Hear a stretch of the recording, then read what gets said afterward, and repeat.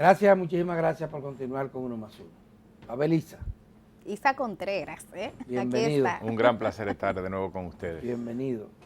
Y qué bueno que sea hoy, víspera del discurso que pronunciará mañana el presidente Luis Abinader para rendir cuentas. Y parece que el tema económico va a ser clave en esa rendición de cuentas. Y además, un día después de que se conociera el informe sobre pobreza monetaria en la República Dominicana.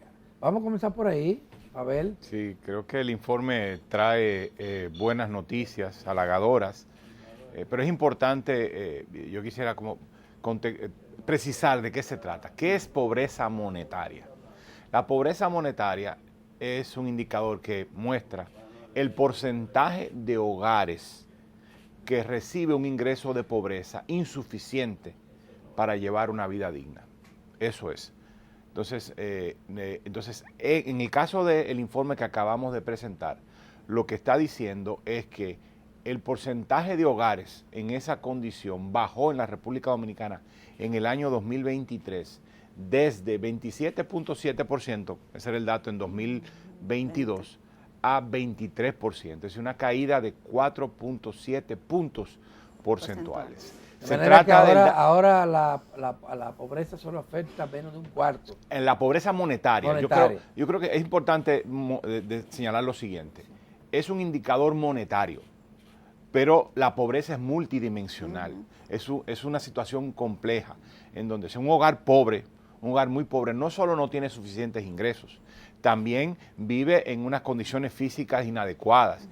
Los materiales de su vivienda son precarios, están frecuentemente en una situación de riesgo, viven cerca de una cañada, no tiene acceso a servicios básicos de calidad. Entonces, en este caso, la dimensión monetaria es una de las dimensiones y es la que medimos en el caso de la pobreza, ¿Y del indicador de pobreza monetaria. ¿De cuánto estamos hablando, ministro? ¿Cuál es el monto que se toma como referencia para...? Bueno, si estás hablando de que en la República Dominicana hay unos 4 millones de hogares, estamos hablando de que menos de 1 millón de hogares vive en condición de pobreza. Pero la pobreza monetaria... O sea, perdón, que recibe un nivel de ingreso menor, insuficiente como para comprar una canasta que le permita llevar una vida digna. No solo una canasta alimentaria, sino de otro tipo de bienes y servicios. Estamos hablando de cerca de 30 mil pesos mensuales.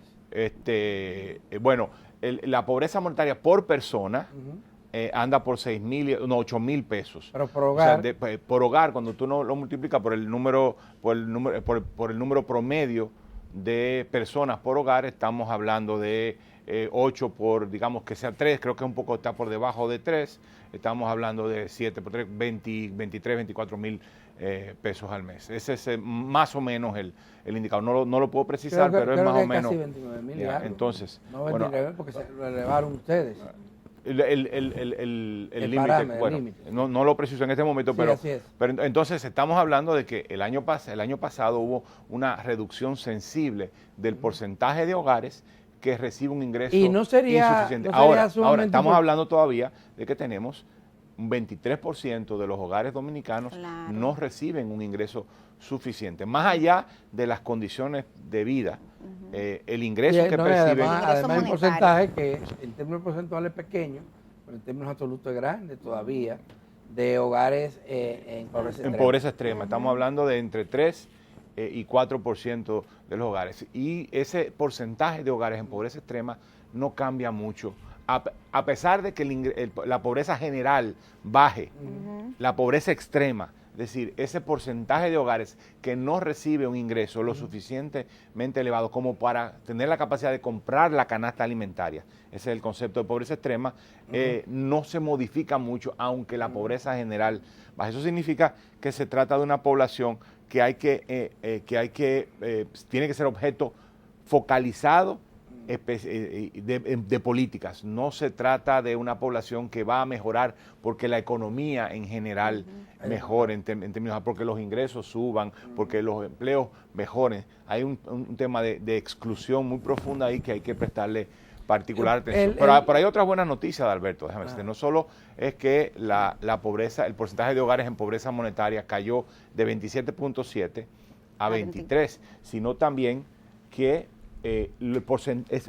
esos datos beneficiaron en particular, el aumento en el ingreso, en el poder real de compra de los hogares, benefició en particular a los hogares rurales.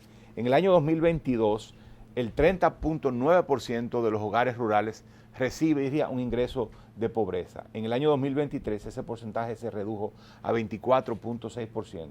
En el caso de los hogares urbanos, de la población urbana, el porcentaje de hogares que percibió un ingreso de pobreza en el 22 era de 27% y esto en el 23 cayó a 22.7%. Es decir, la reducción de la pobreza benefició especialmente a la población rural. La brecha, en el 22, la brecha entre el porcentaje de hogares en pobreza en la zona rural respecto a la urbana era de 3.9%. Es decir, 3.9 puntos porcentuales de hogares rurales más en pobreza que en las zonas urbanas. En el 2023 cayó a 1.9%. En el caso también de hombres y mujeres, la reducción de la pobreza benefició en particular a las mujeres. Una buena noticia. ¿Y a qué se atribuye ambas Porque cosas? los empleos mejoraron de manera particular entre mujeres, en especial los empleos formales a las mujeres. ¿Y en la zona rural? En el año 2022, 25.8% de los hombres recibían un ingreso de pobreza. En el año 2023 fue 21.8%.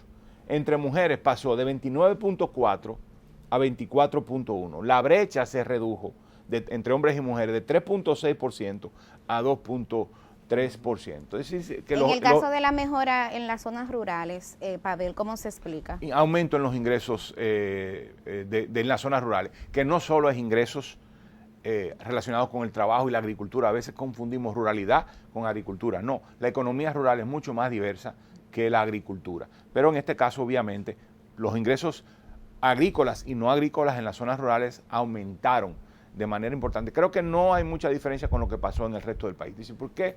Si la economía... Yo creo que es importante destacar lo siguiente. Esos resultados tan halagadores en materia de pobreza se sucedieron en un contexto de menor crecimiento económico al habitual. Normalmente crecemos al 5% y el año pasado crecimos en 2.4%, la mitad del crecimiento. Y sin embargo, los resultados en pobreza fueron realmente buenos. ¿Por qué? Bueno, porque hubo una combinación de factores, no fue fortuito. O sea, hubo un conjunto de políticas que lograron eso. Yo destacaría lo siguiente. Primero, el combate a la inflación. Es decir, pasamos de una inflación del 8% en el año, cerca del 8% en el año 2022 a a 4%. De hecho, menos del 4% en el año 2023. 3.57. Y eso, 3.59, de diciembre de 2022 a diciembre de 2023. Y eso fue posible por dos cosas. Primero, por la política de subsidios sociales. Es decir, el gobierno invirtió una enorme cantidad de dinero para impedir que los aumentos internacionales de precios se trasladaran al consumidor, a los hogares en la República Dominicana. Una cantidad muy, muy significativa de recursos. En particular, el subsidio a los combustibles y a la electricidad, que impidió que la tarifa eléctrica y que el precio de los combustibles aumentara, y con ello el precio de transporte y de muchos productos y los productos que requieren ser transportados para ponerse a disposición de los hogares en el comercio. Pero también la política monetaria jugó un rol.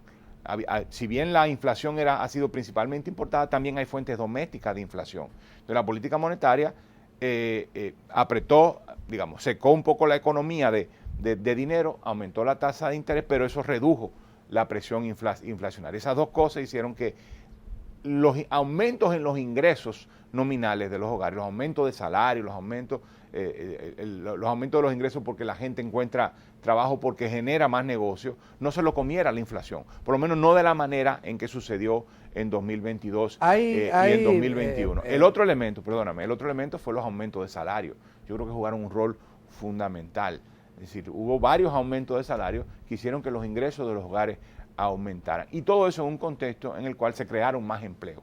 Entonces, estos tres factores se combinaron. También hay que señalar que los programas sociales también jugaron un rol importante. Si no hubiéramos tenido programas sociales, la pobreza monetaria hubiera sido más de 4 puntos porcentuales por encima de lo que es. Y quiero llamar la atención de dos programas. Primero, la transferencia monetaria, que todos conocemos, pero también el programa de alimentación escolar, el PAE. El PAE reduce la pobreza en un equivalente a más de 2 puntos porcentuales. Es decir, que tiene un valor monetario muy significativo para los hogares cuando los niños y las niñas y los adolescentes pueden tener desayuno y almuerzo en la escuela. Entonces, yo creo que eso es importante, rescatar el valor público, el valor que tiene este programa público de alimentación escolar. Hablaba de que este dato nos revela informaciones claves sobre el ingreso, pero la pobreza es mucho más que eso. Claro. Por eso nosotros estamos... carecemos de estudios recientes. Nosotros estamos determinados para el año 2025 poder levantar información y construir un indicador de pobreza multidimensional. Okay. Es decir, que no solo midamos la pobreza por el lado monetario, porque al final la pobreza monetaria es, ¿recibes un ingreso por encima del nivel de pobreza o por debajo?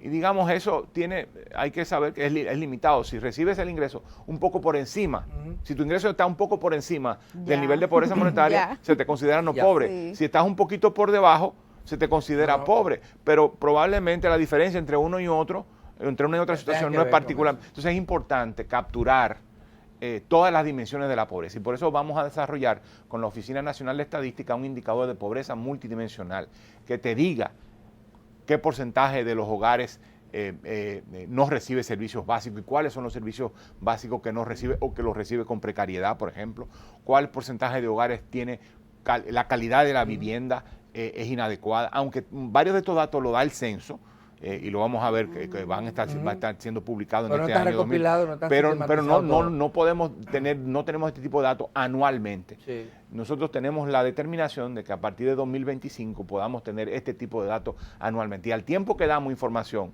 sobre cómo evoluciona la pobreza monetaria, también damos información sobre cómo evoluciona las condiciones de vida de la población en sentido amplio. No hay duda de que hay otros factores, son extras a lo que mencionaste, que están impactando positivamente en la población, y uno de ellos son esas remesas. Ese dinero de 10 mil millones de dólares, más de 10 mil millones de dólares que entra cada año a la economía dominicana y que se distribuye en todo el territorio nacional, es clave también. Sí, claro. Estamos hablando de que las remesas explican un 10% del consumo nacional. Y en el informe de pobreza monetaria también destacamos cuál es el peso que tienen las remesas. O sea, si no tuviéramos remesas, ¿cuál sería el porcentaje de población en pobreza monetaria comparado con la situación actual en la cual se reciben remesas? Con programa de alimentación escolar, sin programa de alimentación escolar, con transferencia monetaria, sin transferencia monetaria. Y asociado a eso también vienen las iniciativas privadas de la gente. Claro. Eso fue lo que explica el aumento en el nivel de ingreso y la reducción en la pobreza monetaria, es que se generaron más empleos. Y se generaron más empleos, si bien en un contexto de política que ayuda, quien toma el riesgo, quien invierte, el pequeño negocio, el gran negocio, la gente. Y eso es lo que genera, lo que permitió generar más empleos. Y si estamos hablando que estamos alcanzando casi 5 millones de personas ocupadas en la República Dominicana. Claro, debo señalar algo, o sea, hay que reconocer algo. Cerca de la mitad de esos empleos son empleos que presuponemos que son precarios. Precarios. Si usamos la terminología de la OIT, son indignos. Ahora, debo decir que en el último año, lo que ha venido pasando, en los últimos años y medio, lo que ha venido pasando es que los empleos formales han venido creciendo más velozmente que los empleos informales. Pero todavía tenemos una economía informal muy grande. Por supuesto. Lo que estoy diciendo es que aún en ese contexto en el cual más de la mitad de la población trabaja en condiciones de informalidad, ese porcentaje más allá se ha reducido, de la informalidad, y eso es hay que decir la precariedad de los negocios, porque muchas veces se presenta las iniciativas independientes, autónomas de la gente como la panacea, y no es así. Muchas veces la gente recurre porque no hay porque no tiene un empleo decente. Se vende el emprendimiento como la panacea. Yo creo que también hay que decir que esta clasificación de empleo formal e informal también tiene sus limitaciones. Claro. Asumimos que todo el empleo formal es decente y el otro todo el empleo informal indecente, y no es exactamente así. Sí, ciertamente el empleo formal suele ser más decente que el informal porque tiene más seguridad, pero ciertamente hay empleos formales que son bastante precarios y hay empleos informales que son bastante buenos. Sí. Entonces eso es otro desafío que tenemos en el Estado y en el Ministerio de Economía, de crear un indicador, indicadores de calidad del empleo más finos, que se aproximen mejor a la situación. Un permisito, del empleo. Pavel, para Adelante. hacer una pausa, y a ustedes, amigos y amigas televidentes, volvemos en un minuto para continuar conversando con el ministro de Economía, Planificación y Desarrollo, que ahora nos vas a hablar del discurso mañana.